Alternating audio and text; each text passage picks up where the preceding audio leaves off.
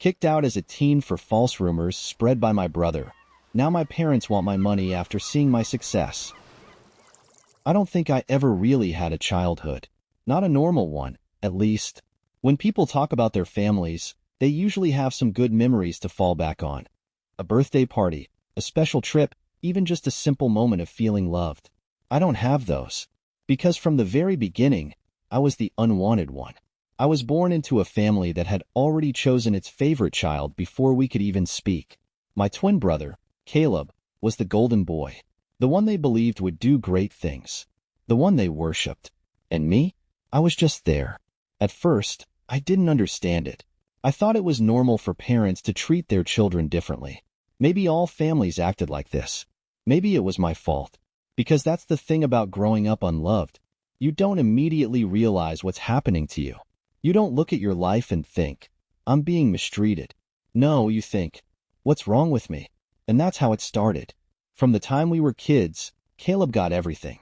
On our birthdays, he had extravagant parties with balloons, gifts, and a whole group of friends. I got a cake from the grocery store, if they remembered. He had friends over whenever he wanted. Sleepovers that stretched into full weekends. I wasn't even allowed to bring anyone home. If he wanted something expensive, a new bike, the latest game console, designer sneakers, he got it. If I asked for anything, they would sigh and say, "Why do you always ask for things? You should be grateful for what you have." And if I ever pointed out the clear favoritism, I was told I was jealous. It wasn't just material things. It was everything. Their affection, their attention, their approval. My mother would belittle my hobbies, telling me that sports were a waste of time and that I should focus on school, like Caleb. My father would mock my grades, even when I did well. Caleb got an A+. You only got an A? Why can't you be more like your brother? No matter what I did, it was never enough. And Caleb? He knew he was their favorite, and he used it against me. The lies started small. A missing $20 bill? He'd say I stole it. A broken dish? He'd say it was me. My parents believed him every single time. It didn't matter if I denied it. It didn't matter if I cried. It didn't even matter if I had proof that I was innocent. Because Caleb was their golden boy. And I was the scapegoat. But when we reached high school, things took a darker turn. Because Caleb didn't just want me to get in trouble. He wanted me gone. And he was willing to destroy me to make that happen. It started with rumors. Whispers that I was mean, aggressive, a bully, that I had anger issues, that I was jealous of my brother. I ignored it at first. But then, he escalated. One day, Caleb showed up to school with a black eye. I was shocked. I had no idea what happened. Then I heard the whispers. His sister did that to him. She beats him at home. I laughed at first, because it was so ridiculous that I thought people wouldn't believe it. But they did. Because Caleb? He was smart. He made sure people saw the bruises. And then he fed them a story. She's always been jealous of me, he told them. She's mad that I get more attention, that I'm better than her. That's when I realized something terrifying. He wasn't just lying to get me in trouble. He was building a case against me. He was making sure that if I ever fought back, no one would believe me. And by the time I realized what was happening, it was too late. At first, I didn't even notice the way my friends were pulling away. Then I started seeing the way they looked at me. Like they were afraid of me. Like they thought I was dangerous. The worst part? Teachers started treating me differently, too. Suddenly, they were watching me more closely. Like they were waiting for me to snap. Then, one day, I was called into the principal's office. My parents were already there. Caleb was sitting beside them, looking small and scared, like some kind of victim. I had no idea what was going on, until the principal spoke. "We've been made aware of some serious allegations," he said. I frowned. "What allegations?" He looked at my brother. "Your brother has told us everything." And that was the moment my life fell apart. I sat there, stunned, as Caleb spun his perfectly crafted lie. He told them that I had been bullying him for years, that I had beaten him, threatened him, tormented him, and the bruises, the ones he gave himself, were proof. I turned to my parents, desperate, pleading. "Do you seriously believe this?" I asked. My mother sniffled. My father shook his head in disappointment. And Caleb? Caleb just smirked. Because he knew. He had one. That afternoon, I was suspended from school, but when we got home, things got even worse. Because my father was waiting for me, and he was packing my bags. When we got home that afternoon, I was still trying to process what had just happened. Suspended. For something I didn't do. For lies my brother told. For a crime that never even happened. But I barely had time to wrap my head around it before I saw what was waiting for me in the hallway. A suitcase, already packed, and my father, standing next to it with cold, dead eyes. That's when I realized. They weren't just punishing me. They were getting rid of me. My mother stood behind him, arms wrapped around Caleb like he had just survived some horrific trauma. She wasn't crying, but her face? It was filled with disgust, like I was some kind of monster. I turned to my father. What is this? He didn't even hesitate. You can't stay here anymore. My heart pounded. You're joking. He shook his head. We will not have a violent child in this house. Violent. They actually believed I was dangerous. And worse, they didn't even hesitate before throwing me out like trash. I turned to my mother, hoping, praying, she would stop this, that she would at least defend me. But she just shook her head, looking at me like I was a lost cause. You brought this on yourself. I let out a short, hollow laugh. Brought this on myself? I repeated. By doing what? Existing? She flinched but didn't say anything. And Caleb? He just watched. Silent. Smirking. Because this was exactly what he wanted. And now? He had one. I looked at my father again. My voice was shaking, but I refused to let them see me break. You're really kicking me out? Just like that? He crossed his arms. You should be grateful we're not calling the police. Grateful. I was supposed to be grateful. For what? Being abandoned? Being tossed aside for their perfect son? For the first time in my life, I realized something that I had been too blind to see before. I was never their child. Not really. I was just a burden they had been waiting to get rid of. I swallowed the lump in my throat. My whole body felt numb. Where am I supposed to go? I whispered. My father didn't even blink. That's not my problem. I don't remember leaving the house. I don't remember grabbing my suitcase or stepping outside into the cold night air. I don't remember how long I stood there, staring at the place that had once been my home. The only thing I remember? The door slamming shut behind me, and the realization that I had nowhere to go. For the first few nights, I bounced between cheap motels and cramped couches at the homes of the few people who still believed me. But that didn't last long, because soon, the rumors caught up to me. People started avoiding me. Even the ones who had once been my friends didn't want to be associated with me. And just like that, I was alone. I spent my first night on the streets curled up on a bench at the bus station. It was freezing. My stomach was empty, and my heart was completely shattered. But even then, I didn't cry, because I refused to give them the satisfaction. I knew I had two choices. I could give up, or I could fight. So I fought. I found a job. It wasn't much, just a dishwashing gig at a fast food restaurant. But it was something. I worked double shifts, saving every penny, living off cheap meals and vending machine snacks. Eventually, I saved up enough for a tiny studio apartment, nothing fancy, but it was mine. And once I had that, I pushed harder. I took night classes, got certifications, found better jobs, and step by step, I built myself into something they could never ignore. Years passed, and my parents, they never once reached out. Not for my birthdays, not for holidays, not even to pretend they cared. I was dead to them, and honestly, that was fine with me, because I had built a new life, a better life, a life where their opinions no longer mattered. But then, one day, I got a call from a number I didn't recognize. I almost let it go to voicemail, but something told me to pick up, so I did. And the second I heard the voice on the other end, I froze. It was my mother, and what she said next made my blood run cold. I hadn't heard my mother's voice in years, and now, suddenly, she was calling me like nothing had happened, like she hadn't thrown me out, like she hadn't let me suffer alone, like she hadn't spent years pretending I didn't exist. I gripped my phone, my mind racing. There was only one reason she'd be calling me now. She wanted something. I took a slow breath, steadying myself. Why are you calling me? She sighed. like I was the difficult one. It's been so long, sweetheart, she said, her voice dripping with forced warmth. We miss you. I almost laughed. Miss me? They hadn't even checked if I was alive. I kept my voice cold. Get to the point. She hesitated. Then, she finally admitted the truth. It's Caleb, she said. He's been struggling.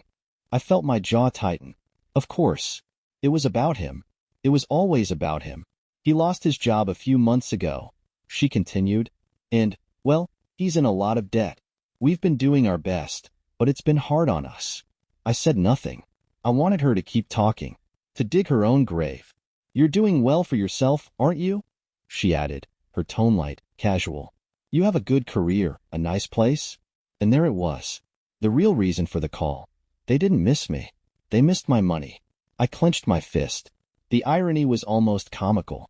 They had kicked me out, left me to struggle, treated me like I was worthless. And now that Caleb had failed, I was suddenly valuable. I exhaled slowly. And she hesitated again, then finally said it. Well, I thought maybe you could help him. There it was. The begging. The expectation that I would just forget everything, that I would save their precious golden boy. I smiled, because I had an answer for her. No. Silence. I could practically hear her blinking. What? I repeated myself. No. Her voice tightened. Sweetheart, we're not asking for much. Just a little help to get him back on his feet. I let out a slow breath. Then I laughed. Because this was hilarious. You threw me out, I said, my voice even. Told me I was lucky you weren't calling the cops on me. You let me sleep on the streets without a second thought. And now, after years of ignoring me, you expect me to help him? She scoffed. That was a long time ago. We were all emotional. You can't still be holding a grudge. A grudge. That's what she called it. Like it was just a small argument. Like it wasn't years of abandonment. Like it wasn't the worst thing that ever happened to me. I shook my head. I don't owe you anything. Her voice hardened. Is this really who you've become? Some cold, selfish person who won't even help their own family? And that's when I decided to end this conversation for good. I leaned back, my voice calm but sharp. I learned from the best. Silence. Then, she gasped, like I had slapped her. I smiled. Because now, she finally understood. I wasn't her scared little daughter anymore. I wasn't someone she could manipulate. I was free. She tried one last time. Please, just think about it. Click. I hung up, blocked her number, and for the first time in my life, I felt nothing. No pain, no sadness, no guilt, because they were nothing to me. And I was finally, truly free. But my mother? She wasn't done, because when she realized I wasn't falling for it, she sent Caleb instead, and that was her biggest mistake. 2 days after I shut my mother down, I came home from work to find someone waiting for me, sitting on the steps of my building, looking out of place in his cheap, wrinkled suit, was Caleb. I froze, my keys gripped tightly in my hand. For a moment, I considered turning around and walking away, pretending I didn't see him, pretending he didn't exist, just like he and our parents had done to me for years.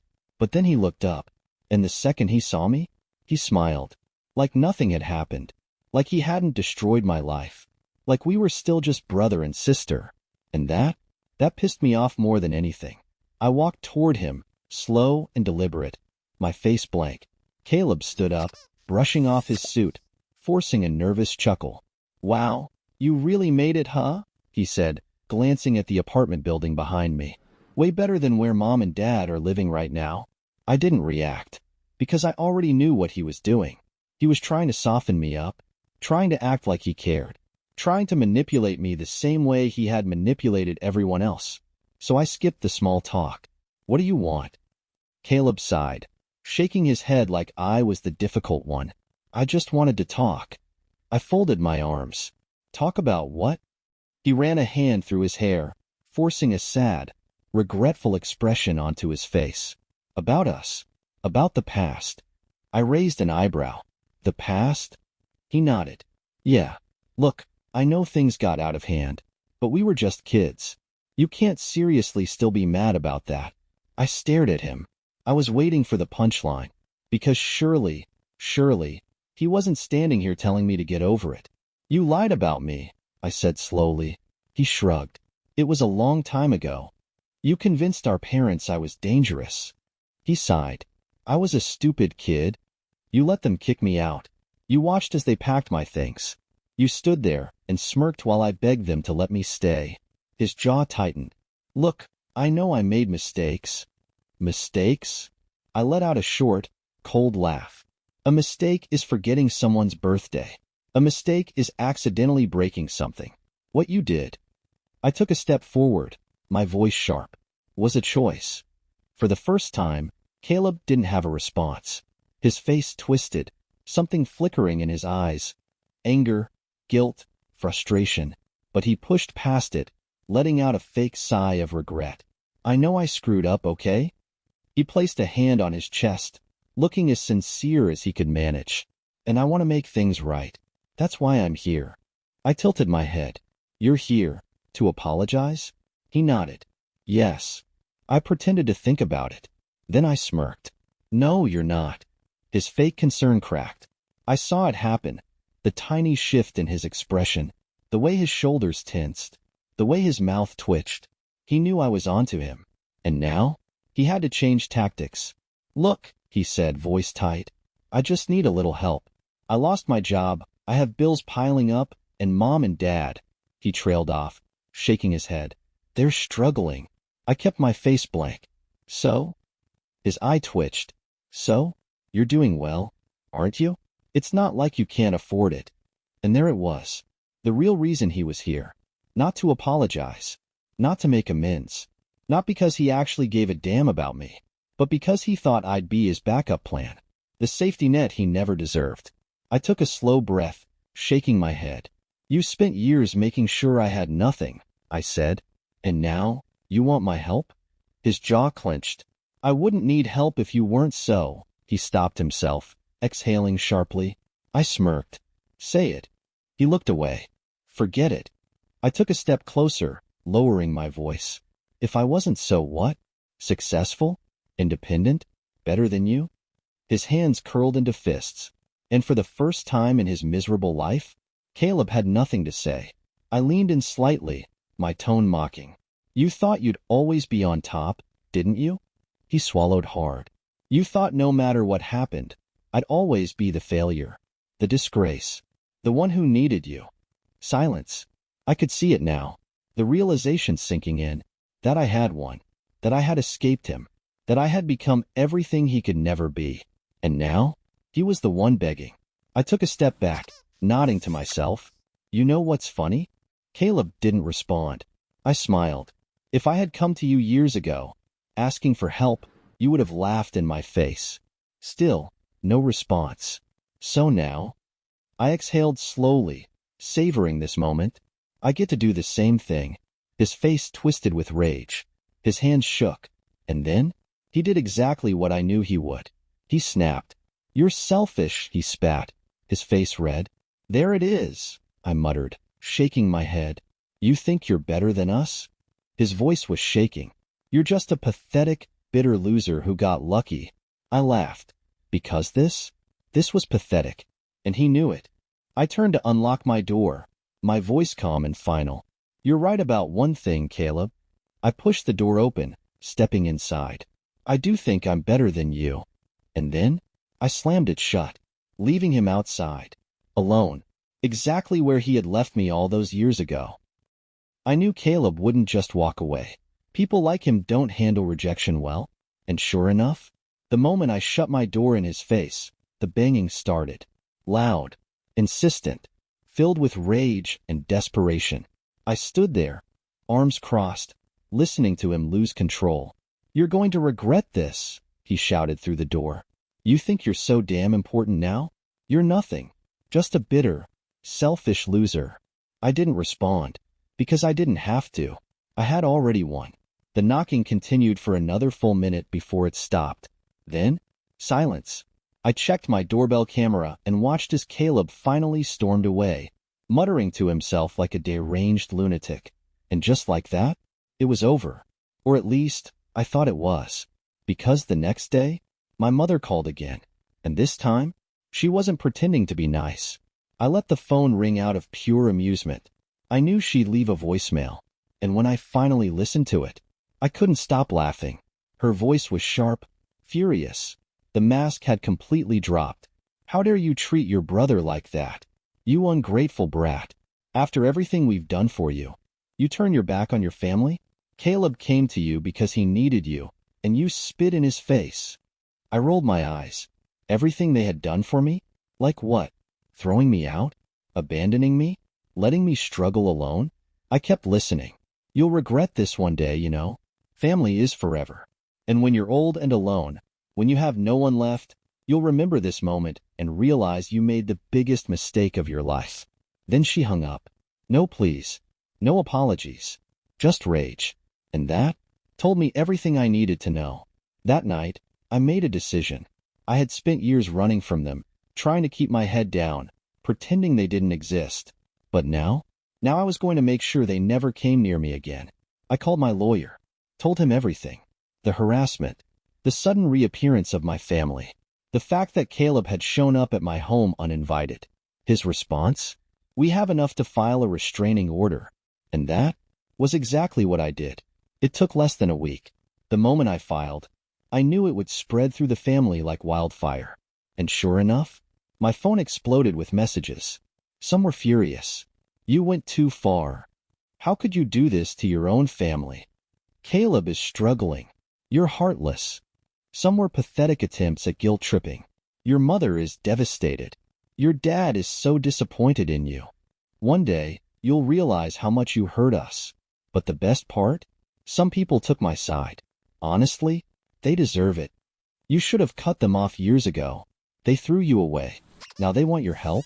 Screw that." And that's when I knew I had done the right thing. Days passed, then weeks, and finally, the messages stopped. No more calls, no more emails, no more guilt tripping, just silence. And it was the most peaceful silence I had ever known. Months later, I got an update through a family friend. Caleb had hit rock bottom. He never found another job. His debt was piling up. He moved back in with my parents, and they were struggling to support him. And me? I was still thriving, happy, successful, surrounded by people who actually cared about me. And for the first time in my life, I wasn't angry anymore, because I had one, and they had lost everything.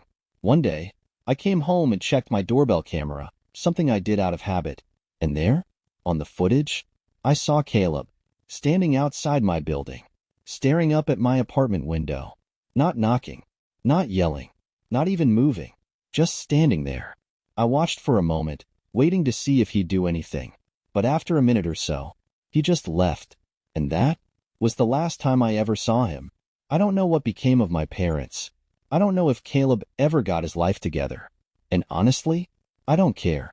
Because the moment I shut that door in his face, I shut them all out of my life forever.